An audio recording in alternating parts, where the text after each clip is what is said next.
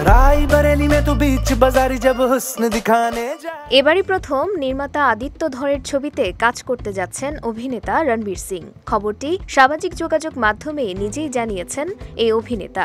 সামাজিক যোগাযোগ মাধ্যম এক্সে শেয়ার করা পোস্টে ২৭ জুলাই রণবীর সিং একটি কোলাজ ছবি শেয়ার করে নতুন ছবির ঘোষণা দিয়েছেন।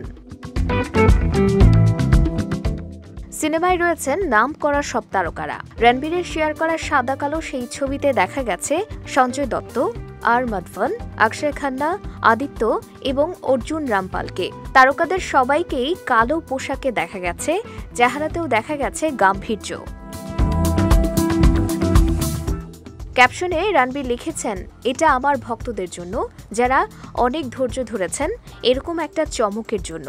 আপনাদের ভালোবাসি এবং প্রতিজ্ঞা করছি এবারের অভিজ্ঞতা আগের সব অভিজ্ঞতাকে ছাড়িয়ে যাবে। আপনাদের প্রার্থনায় এই বিগ মোশন পিকচার অ্যাডভেঞ্চারে আমরা সফল হব। এর বেশি কিছু জানাননি রণবীর, এমনকি ছবির নাম কিংবা মুক্তির সময় সম্পর্কে পোস্টে কিছুই উল্লেখ করেননি তিনি। জানা যায়নি ছবিটি কোন ঘরানার হতে চলেছে সেটাও।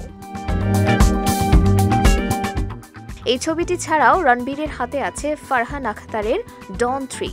এছাড়াও রোহিত শেঠির সিংহাম এগেইনে একমাত্র ওয়ালটন এসি দিচ্ছে 1 বছরের রিপ্লেসমেন্ট গ্যারান্টি এবং কম্প্রেসারের 10 বছরের গ্যারান্টি। অজয় দেবগন, করিনা কাপুর, অক্ষয় কুমার, দীপিকা পাড়ুকোন, টাইগার শ্রফ, অর্জুন কাপুরের সঙ্গে দেখা মিলবে রণবীরের। তাই বলাই যায় ফের দর্শকদের চমক দিতে আসছেন রণবীর।